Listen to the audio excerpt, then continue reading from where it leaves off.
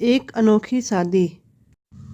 विवाह एक ऐसा पवित्र मंत्रों के साथ जोड़ने वाला बंधन है जो बड़ों की हाजिरी में हो तो बहुत ही बढ़िया, मगर कभी कभी बड़े लोग भी खाली अपनी जिद और अड़ियलपन के कारण बच्चों की ज़िंदगी को बर्बाद करने में कोई कसर नहीं छोड़ते हैं। वे सोचते हैं कि हमने बच्चों को पढ़ाया है, काबिल बनाया है, तो उनके भविष्य को जिस तरह हमने पढ़ाकर तैयार करा है तो आगे भी उनकी ज़िंदगी की डोर भी अपने हाथ में ले ले।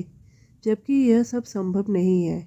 जब आप बच्चों को उच्च शिक्षा के लिए पूरा आकाश देते हैं तो उनके मनपसंद जीवन साथी चुनने का अधिकार क्यों नहीं, उसमें क्यों बांध छोड़।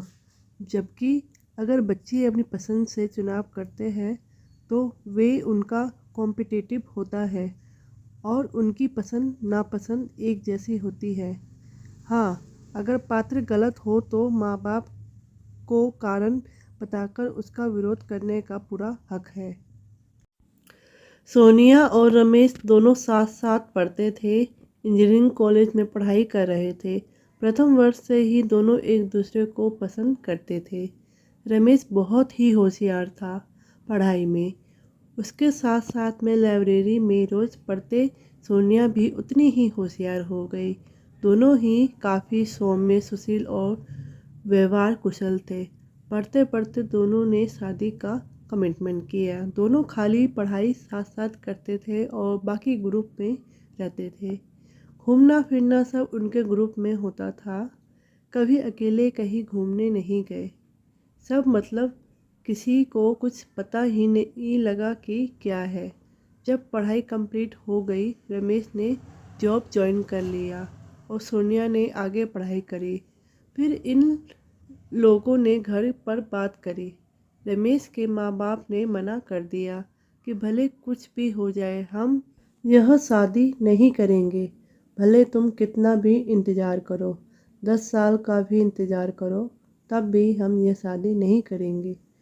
सोनिया के पेरेंट्स शादी के लिए मान गए, मगर उन्होंने लड़के को पूरा परखा 1.5 साल तक। जब वह एकदम पक्का नहीं हो पाया कि मैं अब शादी के को तैयार हूँ, पेरेंट्स का भी सामना कर सकता हूँ, सोनिया के पेरेंट्स ने अब उसकी बात को मानने रख सोचा एक बार रमेश के पेरेंट्स से मिल लिया जाए।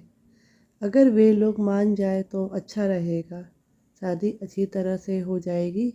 मगर मिलने पर वो लोग नहीं माने और बहुत वफादार लोग थे, इसलिए शादी के बीच में कोई अड़चन ना आए। इसलिए माँ बाप ने एक होटल में शादी की व्यवस्था करी और अपने सब दोस्तों रिश्तेदारों को एकदम शॉर्ट नोटिस पर बुलाया और उनको कहा सुबह से शाम तक जब तक शादी पूरी नहीं हो जाती तब तक आपको होटल में ही रुकना है। साथ में एक वकील को भी बिठा दिया और वहीं पर पूरे विधि विधान से दोनों की शादी करी और रजिस्टर मैरिज भी करी। उनके बाद सबका आशीर्वाद लेकर यह शादी संपूर्ण हुई। वो दोनों अपनी सुखी ज़िंदगी जीने लगे और दोनों अपनी ज़िंदगी में बहुत सुखी है। आज तो उनके पेरेंट्स ही उनके साथ है और उनके पेरेंट्स का सबसे ज़्यादा ध्यान भी वे दोनों ही रखते हैं। कभी कभी उन लोगों को भी लगा होगा कि हम खुशी से मंजूरी दे देते तो यह शादी का मज़ा कुछ और ही होता और वह दोनों अपनी सुखी ज़िंदगी जीने लगे और दोनों अपनी ज़िंदगी में बहुत सुखी है। आज तो उनके पेरेंट्स ही उनके साथ है और उनके पेरेंट्स का सबसे ज़्यादा ध्यान भी वे दोनों ही रखते हैं। कभी कभी उन लोगों को लगता भी होगा कि हम खुशी से मंजूरी दे देते तो यह शादी भी मज़े कुछ और ही होता। तो इस तरह से यह एक ऐसा विवाह था जिसमें लड़का लड़की, उनके पूरे दोस्त और लड़की के पापा दादी मम्मी के पूरे दोस्त और कुछ रिश्तेदार पूरे दिन शादी में रहे। पूरी विधि विधान से शादी संपन्न हुई। सब खुशी खुशी घर गए और बोलते हैं कि हमने ऐसा शादी कभी नहीं देखी।